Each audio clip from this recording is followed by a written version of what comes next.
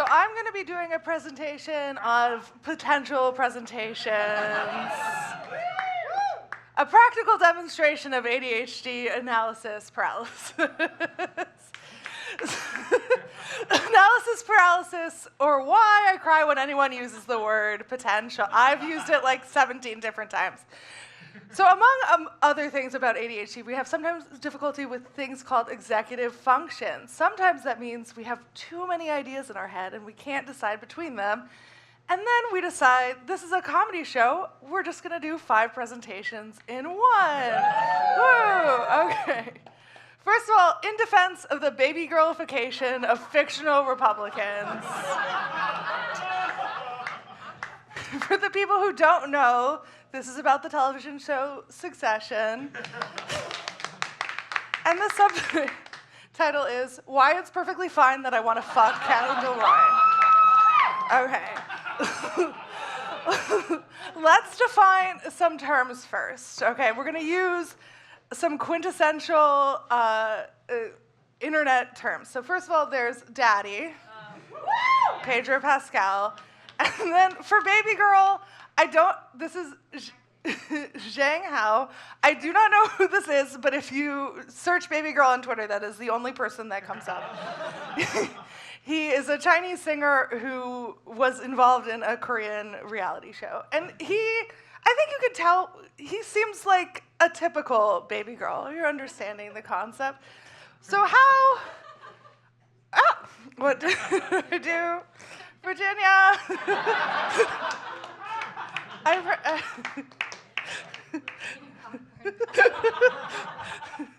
This is definitely my fault. Okay. Yeah. So how are these men, baby girl? Is what it comes down to. Because they're all 40-something Republicans. Why? Okay. So first of all, we have Tom. Tom is baby girl, even though he runs essentially Fox News because his wife doesn't love him. So that makes him baby girl. Roman Roy is baby girl because he's bad at sex. Specifically the line, I'll lay you badly, but I'll lay you gladly. If anybody in the audience wants to seduce me, that would probably work. And then lastly, we have Kendall Roy, just sad on all different, bad father, addict, that's hot, right? But ultimately, this is my thesis. Succession proves that good fiction can take the most despicable people in the world and make you want to fuck them. This important quote is from my Twitter. Follow me. This is Jeremy Strong, because some people might say, maybe you just want to fuck Jeremy Strong. And some evidences of that is when I watched Chicago 6, I also wanted to fuck this character before I realized it was him. So then maybe I'm just attracted, but this is actual Jeremy Strong. I'm not interested in him. So I'd be your friend if you pretended to be Kendall, I would probably date you. Okay, if you're watching. And then we get to the next presentation, which I was just gonna call Hot Guys. Okay. And we're gonna run through these really quick, but baby girl, I think, maybe daddy. Definitely daddy, both. I don't know if anybody remembers Dr. Quinn Medicine Woman. But he's daddy. Daddy. I've seen him in real life, and he's very handsome. So anyway, then we have the men of I thought I took this out of the presentation. So I had this whole thesis about how the men on Crazy Ex-Girlfriend were like the quintessential female gaze, and then I thought about it longer, and I just think I have similar taste to the casting director. These are all attractive men, but I don't have any reason why to believe it. Then we have the De Niro Pacino patrol and the myth of the objective beauty standard. So for people who don't know, there was a poll on Twitter this weekend where 277,000 people voted. De Niro, I'm at a wedding having a big debate right now. Please vote who is hotter. young Al Pacino or young Robert De Niro. You can tell I voted for Pacino, but we unfortunately lost. It's 50%, 50%, but young Robert De Niro won. It was 49 points. See, and we're gonna go, okay, daddy, baby girl, right? But see, what I think is interesting here is people are so fucking passionate about this, but it splits the world up. There's no such thing as an objective beauty standard, so we're all hot. That's all it comes down to. Then we have a special kind of hot, which is magic eye hot.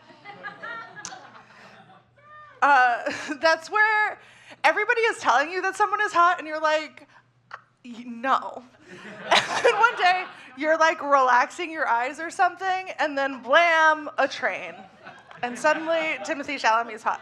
I have no idea how apt this is as a metaphor because I have never once seen a magic eye poster. Which leads me to my next point, the magic eye conspiracy. I think you're all lying to me. This is not a train. And then we have why men should watch Greta Gerwig's Little Women. Yeah, if you do, women will have sex with you, is basically what it comes down to. But she does tell it out of order, which is powerful if you're familiar with the story, but does take away some of the hardest beats if you're not familiar. So you should also watch the Winona Ryder one first.